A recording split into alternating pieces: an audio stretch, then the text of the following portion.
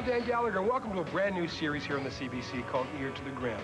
A chance for us to introduce you to some great new bands across this glorious nation of ours, from Vancouver, BC to St. John's, Newfoundland.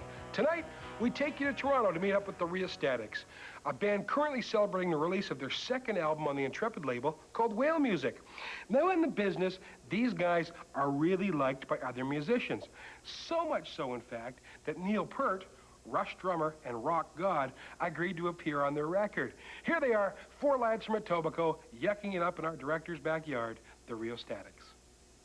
We're just listening to the ultrasound tape to hear my bass solo. This is the only time he's ever played it right. Lasts about a second and a half. A microsecond. Kind of like almost the chance when you do air bass shines. Okay. I think it's coming up now. Follow. Listen closely. Right here. Very Tony Levin. Eddie Van Halen tapping technique. Let's go light some barbecues. Let's go light up some carcinogens. I think our friends are coming over.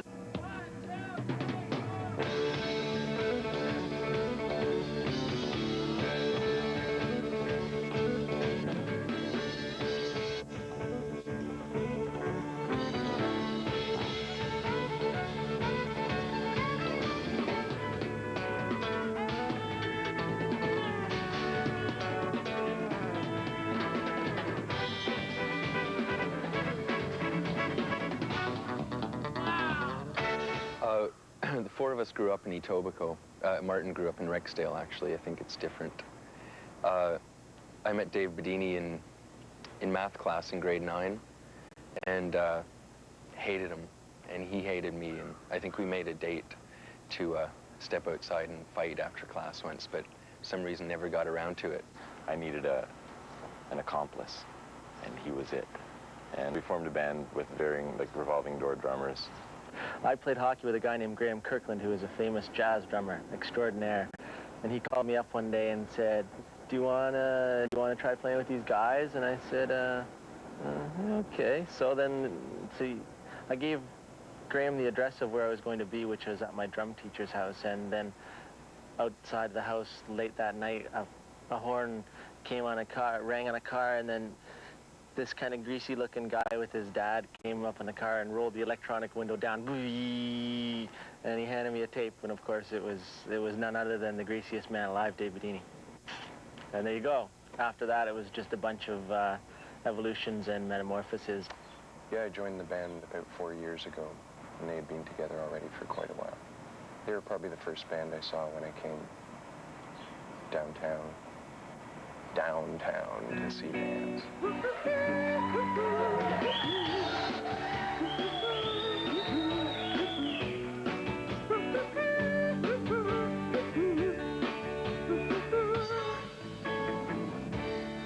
They came down 1988. 1,000 spacecraft like petals on the earth. And they had big eyes and they watched like spies. They found someone who no one would believe. There you were in your underwear, all alone, drawing comics for your church. And we took you up and we gave you drugs and placed you on a table for observation. Give me a deep kiss, I am longing for distraction. Let me touch your tits and keep you occupied. If this comes as some surprise, I am an alien. To worship you, I must keep you strong. We hadn't read the forming a rock and roll band workbook. We didn't have the manual, so we kind of sort of wrote our own. We sound like the replacements, but we never be the Beatles or Birds. Someone said we should have stayed in the basement instead of littering our noise on the earth. But the dinosaurs are dying each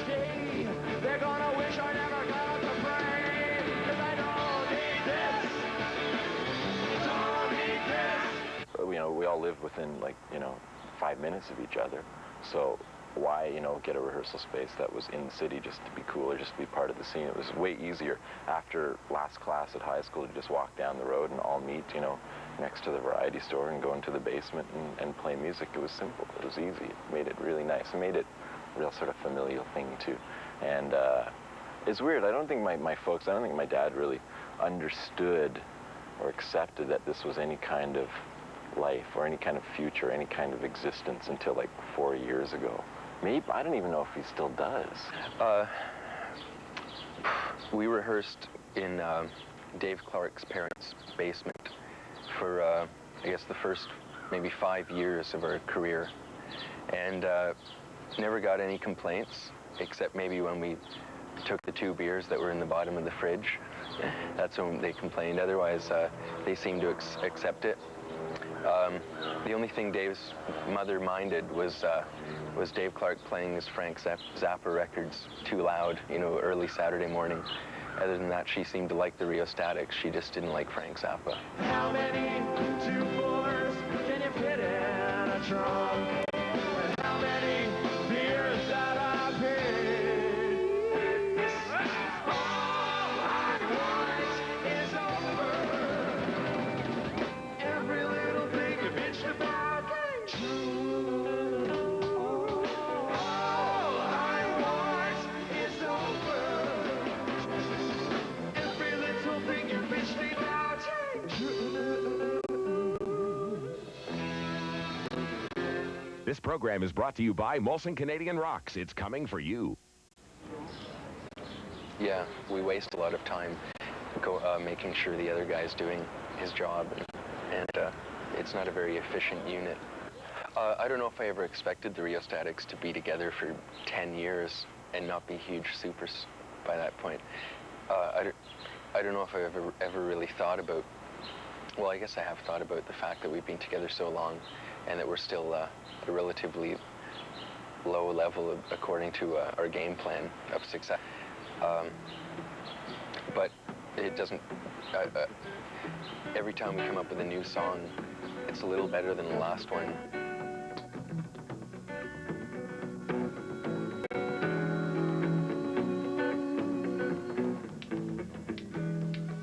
Word came down, it crashed through my door from the 21st floor.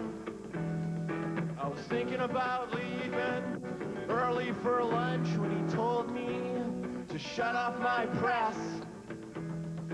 His face turned green, his white shirt was wet, like he'd just seen an accident. We threw our masks into a pile, the trucks pulled away for good. Holy Mackinac Joe, Holy Mackinac Joe, Holy Mackinac Joe, Holy Mackinac Joe. Perfect! First time we played Horses, I think everyone got nervous after we played it. Everyone was shaking a little bit, and I knew that it worked right then. And that's another thing about being in this band. Everyone was able to interpret it in their own way and plug it in and make it one and work. On the other side of the coin, maybe the fact that we're friends first and foremost affects the music side of our relationship adversely. The only disadvantage to playing in the band with your friends who you're with all the time is that you can be very caustic with each other. And it's kind of like a cliche. It's like being married.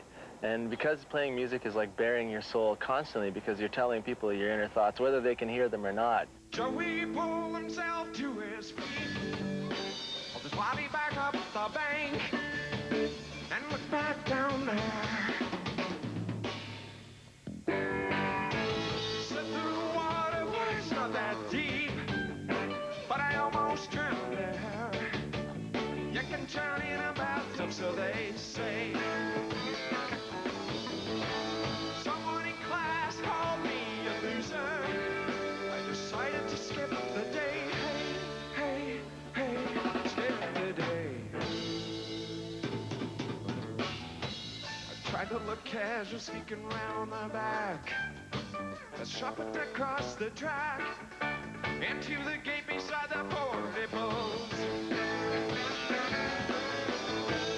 Red tie and school gray slacks was blending with the grass as the teacher was changing class. He chased me halfway through the park, so I ran into the woods, and I'm very good at the woods. So I was Record body count is story of my general experiences in high school, and I was actually chased through the park by a teacher. So it's quite true, and that's the funny thing about it, is that I'm saying these things and that they sound really funny, but they're actually true. So I'm not telling a joke, I'm telling the truth. The ending is exaggerated just to put it might be perhaps a bit over dramatic, but to drive home the song and to express the kind of sadness and misery that a lot of kids did experience in high school or on the peripheries of high schools. There's a record body count this year. There's a record body count this year. Joey stepped up on a block of ice, rope around his neck, fell asleep before he died. If one person left the Rheostatics, it wouldn't be the Rheostatics. It'd be something completely different. It couldn't go on being the Rheostatics. California dreamline, surfing on the big wave. It's quiet underwater.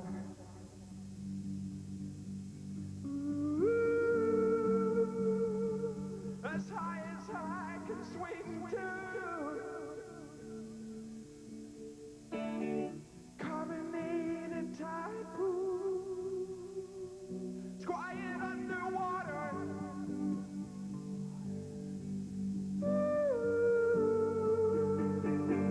Questionable things like dolphins helping people to swim. Say everything peculiar to me. Martin is very floral in all aspects. Big Clark's one of the best drummers around. He just takes it and absolutely twists it into something that it wasn't before, and it's usually almost always very, very pleasing and interesting.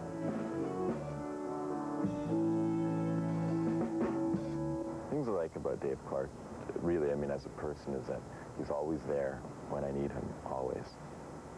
Dave Bedini. I like his haircuts. They're reasonably priced and they look good on him. Dave Bedini. I like Tim because he has the deepest thoughts of anyone I know. Is that good? Yeah. A little more. What do I like about Tim? He can take any messy situation and straighten it out and fold it up into neat packages. Tim's a very clean player.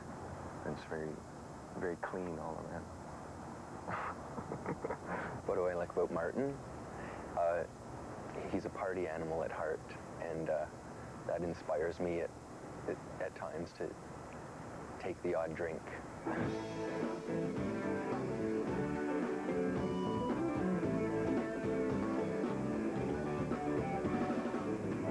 I'm up north in the winter, and I'm trying to love the snow. Rolling smokes up in my blue shack, way down in Vegas, Ontario. Well, I let her on a gazillion times, and I try to figure out, well, there ain't no woman in the Northland like the one I'm all about, yeah, yeah.